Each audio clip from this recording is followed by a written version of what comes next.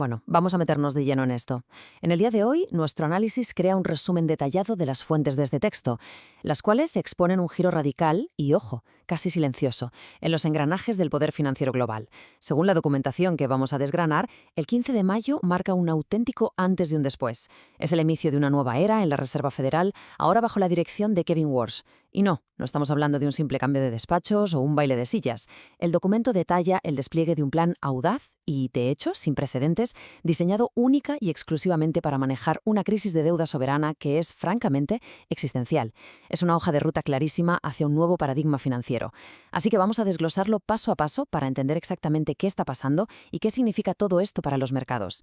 Y para que no nos perdamos, esta es nuestra hoja de ruta de hoy. Pasaremos por la trampa de la deuda, la represión financiera, el amortiguador de la inteligencia artificial, la paradoja del dólar fuerte, quiénes serán los nuevos ganadores del mercado y, para rematar, el superciclo del uranio. Arrancamos con la sección 1, la trampa de la deuda. Empezamos fuerte, porque las fuentes afirman sin rodeos que la solvencia actual de Estados Unidos ha entrado en una fase de, lo describen literalmente como viabilidad matemática nula. Es inviable. Y para entender el motivo basta con mirar esta barbaridad de cifra, 39 billones de dólares. Billones europeos, con 12 ceros.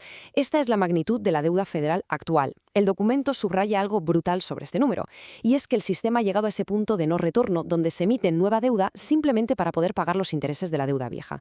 Es el equivalente a pedir un crédito rápido solo para pagar los intereses de la tarjeta de crédito. Una auténtica locura. Cuando se llega a esta fase, la política monetaria tradicional sencillamente deja de funcionar.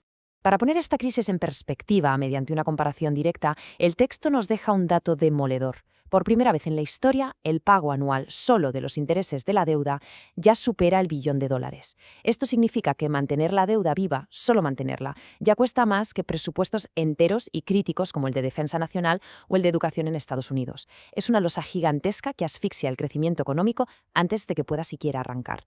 Y si bajamos toda esta macroeconomía a pie de calle, los ejemplos del texto son muy reveladores. Si repartimos esa deuda inmensa, nos sale a unos $120.000 por cada ciudadano individual. 120.000. Para una familia de 4 miembros, estaríamos hablando de una carga invisible de casi $500.000. Casi nada, ¿eh? Por eso mismo, enfocar esto como una simple trampa de liquidez convencional es insostenible. La Reserva Federal, al ser quien imprime el dinero, se ve obligada a cambiar de estrategia para evitar que el sistema colapse bajo su propio peso. Pasamos a la sección 2, la represión financiera. ¿Cuál es entonces el mecanismo exacto que el texto identifica como la estrategia de rescate de los gobiernos? Pues no es el impago, es un viejo conocido de la economía, la represión financiera. Suena fatal, lo sé, pero es un mecanismo de dilución que ya se utilizó con éxito tras la Segunda Guerra Mundial. Básicamente consiste en mantener la inflación por encima de los tipos de interés. El resultado altera de forma brutal el valor del capital, empobreciendo de forma sistemática y silenciosa el ahorro pasivo, mientras el Estado va licuando el valor real de sus obligaciones financieras. Y aquí tenemos la cruda matemática detrás de esta estrategia. Según la fuente, la Fed buscará situar la inflación en un rango del 3 al 4%, pero, y aquí está la trampa, mantendrá los tipos de interés de los bonos artificialmente bajos, en torno al 1 o 2%. Así que, forzando a comprar estos bonos estatales a un rendimiento inferior a la inflación real, la deuda simplemente se va evaporando con el tiempo. Quien deja su dinero inactivo va perdiendo poder adquisitivo año tras año, de forma inevitable.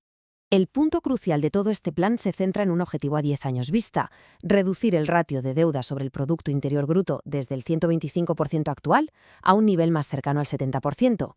¿Y cómo se hace eso? Creciendo el PIB nominal a través de la inflación hasta los $200 billones mientras la deuda se intenta mantener estable.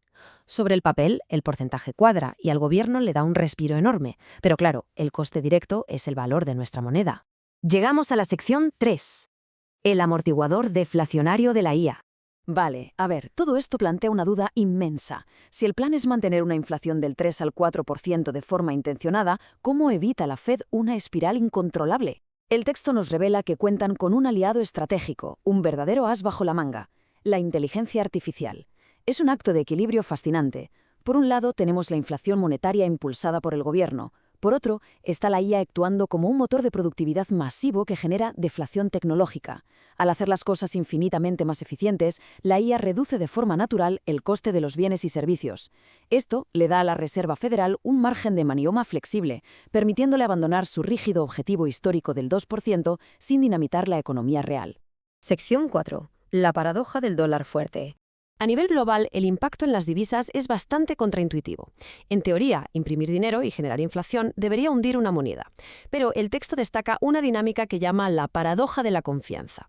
A pesar de todo esto, el dólar no va a colapsar porque actúa como un refugio, pero por puro descarte. El capital internacional va a observar las debilidades estructurales y las deudas asfixiantes del euro, el yen o el yuan y saldrá huyendo de ellos. Esto devaluará las otras divisas frente al dólar, creando un escenario donde quien tenga activos denominados en dólares gana, como se suele decir por partida doble. Sección 5. Vamos a ver los nuevos ganadores del mercado. Entramos en la parte práctica de este análisis. Si el dinero en activo pierde valor y los bonos dan rendimientos negativos reales, ¿hacia dónde va a fluir el capital? Basándose en datos del Wall Street Journal, la fuente identifica muy claramente a los sectores ganadores en este ciclo. Primero, las small caps, es decir, empresas pequeñas de Estados Unidos, que van a florecer de lleno con los estímulos en la economía real. Segundo, las empresas de inteligencia artificial y los llamados hiperescaladores, como Amazon, Google y Oracle. Y es que las autoridades necesitan literalmente que estas empresas la rompan para impulsar ese boom de productividad. Y tercero, las empresas de hardware, chips y almacenamiento, como Intel, AMD y Western Digital, porque son imprescindibles para fabricar los cimientos físicos de esa infraestructura tecnológica. Y pasemos a la última, la sección 6, el superciclo del uranio. Todo este hardware masivo, claro está, consume una cantidad de energía casi insaciable, y eso nos lleva directamente a un auténtico renacimiento nuclear. El texto usa a Talen Energy como caso de estudio principal para ilustrar esto. La energía nuclear ofrece esa fiabilidad constante de bajo coste que los centros de datos devoran.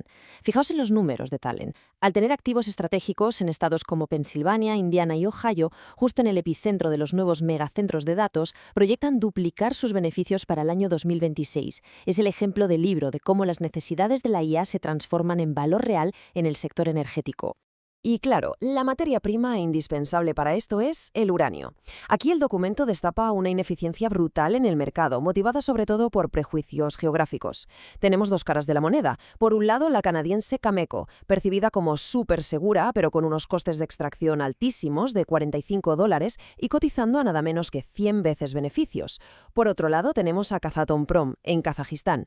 Tienen el 22% del mercado mundial, un coste de extracción súper competitivo de $30, cotizan a unas ridículas 9 o 12 veces beneficios y encima ofrecen un dividendo del 5% en dólares.